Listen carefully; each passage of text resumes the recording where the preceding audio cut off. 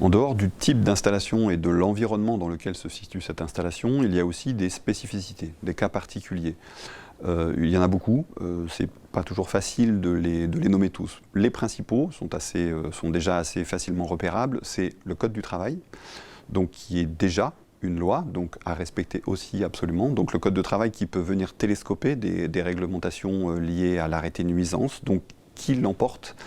Eh bien, c'est le Code du travail, puisque le Code du travail est un arrêté dit spécifique, alors que l'arrêté des nuisances lumineuses est un arrêté dit global. Donc, les arrêtés spécifiques l'emportent. Donc, le Code du travail l'emporte lorsqu'il est présent.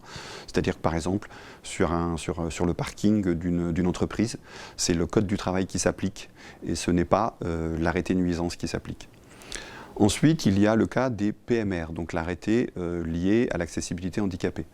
Cet arrêté aussi est spécifique, donc l'emporte aussi sur l'arrêté nuisance. Alors attention, quand on dit l'emporte, cela ne veut pas dire que l'arrêté nuisance n'est pas à respecter, c'est simplement que quand il y a deux critères qui viennent se télescoper, c'est le critère ou du Code du travail ou du PMR qui va l'emporter. Par contre, tous les autres critères qui ne sont pas mentionnés dans ces textes de loi spécifiques sont à respecter dans l'arrêté de nuisance. Voilà.